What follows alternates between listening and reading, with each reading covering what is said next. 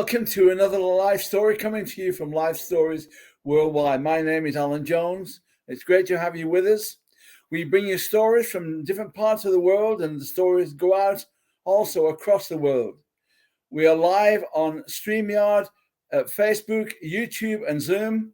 You can also watch us live on our website, Lifestoriesworldwide.com. That's probably one of the best ways to watch this story. You'll also find lots of other information on our website. And as I say, it's Lifestoriesworldwide.com. We bring you stories from people who've gone through all types of challenges and how they've overcome those challenges and how their lives have been transformed. Our guest speaker today comes from Glasgow. His name is Yerik Kellet Smith. And Yerik has a wonderful story to share with you. When he was 33 years old, he was awakened on a plane by an air stewardess telling him to leave the plane, but he didn't know he was on a plane. He knew he was heading for heroin, back on heroin and cocaine, and he challenged God to meet with him. And you're going to hear what happened after that. So it's a great pleasure to introduce Yerik Kellet Smith to share his story. Thank you, Yerik. Thank you, Alan. Okay, I guess that's me on. I don't know how many people are on this stream. I don't know how many people are watching, but it's great to have you all on board, and it's great to be able to share with you what God has done in my life. And when I say God, I don't just mean some kind of far away, distant God. I mean up close and personal Jesus. Might as well just go straight into this rather than beat about the bush. I was very fortunate. I'm one of the fortunate people in this world who can say that not only had a great mother, but I had a great father, and both of them are still together now that they're in their 80s. There's not many people who have that privilege anymore. My childhood was with these two very loving parents, and they were both very adventurous. When I was a year old, they moved up to the northwest coast of Scotland to work on an outdoor centre where people would learn to do climbing, skiing, kayaking, windsurfing, sailing, all of this kind of stuff. We lived on a small island. There was 10 people, no roads, no mechanized vehicles, 200 sheep, shepherd, sheepdog, and that was it. And people would come from all over the UK, and they would stay there for a week, and they would go into all of these sports. And for a young boy growing up, it was paradise. Coral beaches, sandy beaches, out fishing with my dad in the northwest of Scotland. It was absolutely stunning. And then the first trial came into my life. We had our first day at school, myself and my sister. I have no recollection of any of the next 4 years of that school. Having parents from south of England in the northwest of Scotland 45, 50 years ago wasn't a good thing. The English and the Scottish still have this thing going on today, although there's more banter in it today. But back then in the northwest of Scotland, it was quite serious. And it was very much them and us as kids in school, myself and my sister. I have no recollection of any of that school at all. It was so bad that 4 years later, my parents moved back down to Guernsey, mainly to protect myself and my sister, I think. We were there in Guernsey for another 3 years, and then they moved up to the same outdoor centre, moved much farther south in Scotland. So they headed back up to work in the same outdoor centre. And the same thing more or less began to happen again, but it was never as serious as it was up north. But I kind of figured by this time that this was my understanding of life. It was them and me, them and us. And I retreated into the outdoor centre, which I'm very glad about, very happy about. It gave me years and years of traveling around the world doing various outdoor sports. Mainly whitewater kayaking was my big thing, but I very quickly moved into working in outdoor centers. I began to teach skiing. I began to teach climbing, all of these kind of things. And this became my life. Not only that, it gave me something very important. Having grown up with a very them and us or them and me scenario in my life, I had become a people pleaser. I'd always trying to make people like me, always.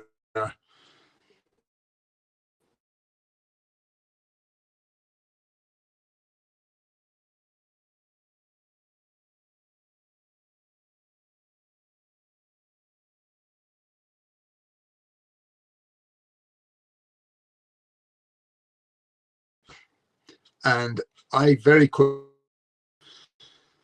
I think we lost thing there, lost a bit of time. So yeah, the sports gave me a way of affirming myself and getting affirmation from other people. The bigger cliff you went off on skis, the more people would talk about you. The bigger waterfall you went off in a kayak, the more affirmation you got off of the staff, and eventually they began to put up photographs. It was pictures back then on hard copy photographs. It wasn't things you showed on your phone.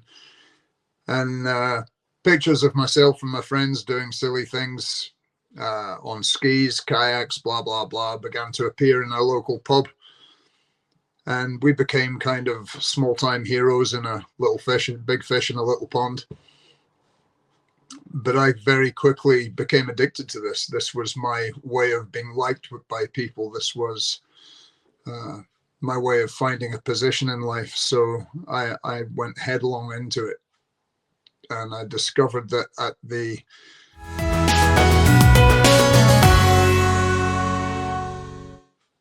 top of the outdoor extreme sports world, it's a very difficult place to stay near the top. There's a lot of people coming up behind you, and they're very willing to. It's not so much of a dog eat dog thing, just people forget about you very quickly when you're not doing the biggest thing anymore. And I damaged my body so badly. I had 3 operations on my knees. I crushed 4 vertebrae in my spine. My back was very badly damaged. And one day I was waiting for an operation in a hospital. And I had the operation. And after the operation, they told me the worst news I could possibly ever hear. You're going to have a long recovery. You're going to need a wheelchair for a short while. Then you're going to have walking sticks, and you're never going to do any of these sports again. And all of a sudden, my means of being liked, my means of getting affirmation, my means of being somebody in life was taken away from me in one single sentence by a hospital staff member who had no idea what they were actually saying to me. They were basically saying, your life is over. Your life is finished, because that's what my life consisted of. It was my identity. It was what I did. I went home. I went out to the pub. I got very, very drunk. And while I was there, I saw the strangest sight I'd ever seen. There was a fellow standing on top of the pool table in the pub, and he was wearing long fishing waders, the kind of chest fishing waders, and he was wearing one of the green Barber fishing hats and a green Barber jacket, hunting jacket, and he was standing on the corner of the pool table, and he was using the pool cue as a golf club, and he was playing pool for money, and he was winning in this fashion. I thought, oh, I'm going to go and drink with him. So I went and bought him a drink. We had a good evening together in the pub. It was fun. We got more drunk. Ended up going invited back to a party at his house afterwards, and I was for the first time introduced to smoking a bong, smoking hash on a bong, and that was me. Thought I'd found the answer to life. It was my first time. I smoked a few joints, but I'd never really done much like that. Anyway, the next day, the party continued all the way through the day. there was another fella there. He was 6'4", 19 stone, and he could do a backflip from standing. And he seemed to be some kind of bodyguard for the guy that I'd been drinking with in the pub, which I found was a bit strange. But long story short, they invited me to stay. I ended up staying in that house. He got me a job in the local fish farm, and having lost my real reason for living, I just descended into a life of smoking dope and drinking and doing whatever I wanted whenever I wanted, really. About maybe a month later, we were sitting there in the evening, and there was this sound that appeared in the distance, and it began to get louder. And I noticed the two other guys, Ian and Billy, began to look at each other, looking kind of worried. And I, having grown up in the middle of nowhere, I wasn't a city boy, I wasn't streetwise, I wasn't anything. I didn't know what was happening. And the sound got louder and louder, and Billy said to Ian, "They've found me." And I didn't know what that meant until a few minutes later. 30 bikes turned up outside the house, and a whole troopload of Hell's Angels came into that house, and they seemed very pleased to see Billy and Ian, which obviously was happy, good thing for me, because they had weapons with them. They just looked like something out of a movie. And this, I discovered what had happened is that the guy I was sharing a house with had actually been the president of some kind of Hell's Angels chapter down in Derby, and he had come up from Derby to get out off of heroin, and his chapter, his bike club, had found him, and they'd come to take him home. He wasn't for going, but they decided they were staying, and my eyes were, having smoked a few joints at most, all of a sudden I was seeing piles of cocaine and heroin and all kinds of different things. That was too much for me. I wasn't interested in any of that, and being very young and naive, I decided that I was going to stay, hang around. And I was drinking, I was smoking dope, and the next morning I walked into the kitchen with the most immense hangover, and there was a guy called Psycho, and he was doing something strange by the cooker, and I was kind of looking over his shoulder and like, "What are you doing? What are you doing?" And he told me to go away. He said, "Well, so you don't want anything, you don't want to do this, you don't want to know." And I was, me being a bit naive and innocent, it's like, yeah, what are you doing, man? The next thing I knew, he pulled out a syringe, he drew up this stuff from a spoon that he was heating it into this syringe, put it in his arm, and 7 seconds later I still had a hangover and he didn't. And I wanted that. I was like, whatever that is, I want some. I had no idea what that was going to lead to. None. So it was in that kitchen that I took my first had my first experience of heroin. I injected it, and if I thought that smoking dope was the answer, this was so far and beyond anything that I'd ever experienced. All my troubles vanished. Everything went away. Everything seemed calm and beautiful, and yeah, it was. People don't take heroin because it feels bad. That quickly, very, very quickly led into a very fast deterioration of life. They were there for maybe another 10 days. And at the end of that 10 days, that was there was a 10-day stint where I was taking heroin every day. And When they left 10 days later, I began to feel very, very unwell. And Billy said to me, "You've got a rattle." I said, "What are you talking about? What's a rattle?" He said, "It's withdrawals. You're coming off of heroin." And to come off of heroin, only someone who has been a heroin addict can understand what that means. Only someone, and this is after only 10 days. It was very good gear.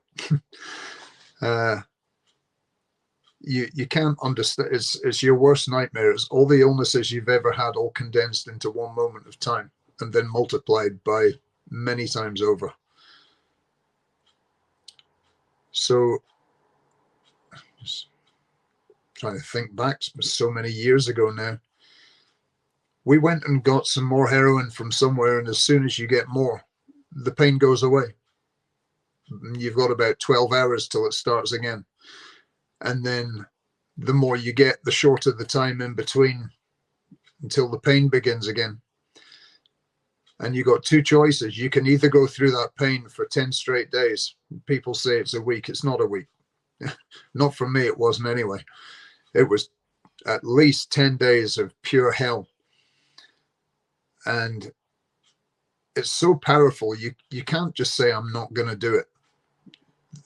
Many years down the line, you might reach that stage, but not straight away.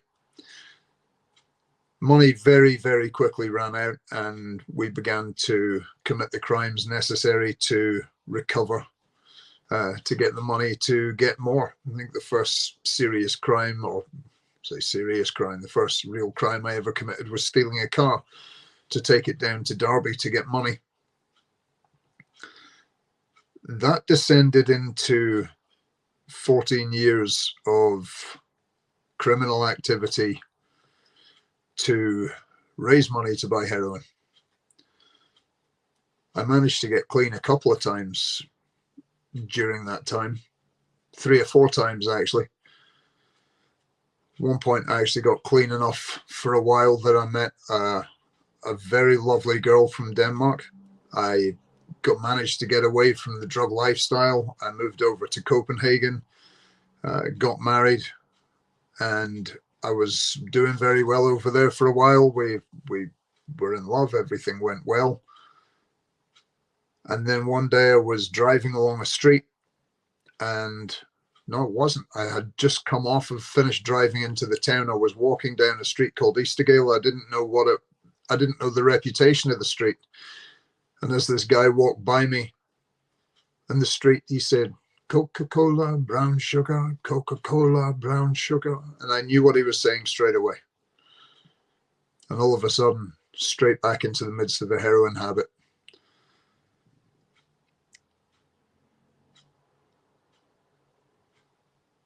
That went on for maybe a year. We left Copenhagen, came back to the UK. I managed to get clean again for a while. My wife at that time was doing a degree, and she managed to get it in Stoke University, Newcastle-under-Lyme actually. And I managed to get myself a job doing landscaping, working for a gardening company. That soon came to an end, and I found myself driving taxis. I'd been clean again for maybe a year, and I took this guy to this house, and I thought, I know what he's up to. He came out of the house, got back in the car, and as we were driving back, he said, "I don't have any money." I said, "Yeah, I can pretty much figured that. So how are you going to pay me?" And he said, "I can give you gear. I can give you heroin." And so it began again, the cycle of trying to not to take too much, thinking you could stay clean. But this time it wasn't going to happen that way. This time I went right into it all the way. And I was very, very lucky. I ended up driving some quite big dealers around in England, driving them from place to place. I was very fortunate in the upbringing I had with my parents, and I never let myself cross certain boundaries. There were certain places that I wouldn't go. There were certain things that I wouldn't do. There was certain places I would do anything not to go there, because I knew that was looking at a serious sentence in prison. Long story short, I ended up back over in Denmark again with my then wife, and my habit got so bad that I could no longer afford, even with everything that I was earning in the whole of the month, I couldn't afford that anymore, and I began to commit crime. And I discovered a way of funding that habit. I don't want to go too much into that, but long story short, I ended up with access to a few £1,000s a week. And when you have that kind of money and you have a drug habit, you will spend it. You will spend that money. And the end of that was when I discovered snowballs, which is when you put heroin and cocaine in the same needle at the same time and you inject that. That quickly spiraled so far out of control that I no longer knew really where I was or who I was.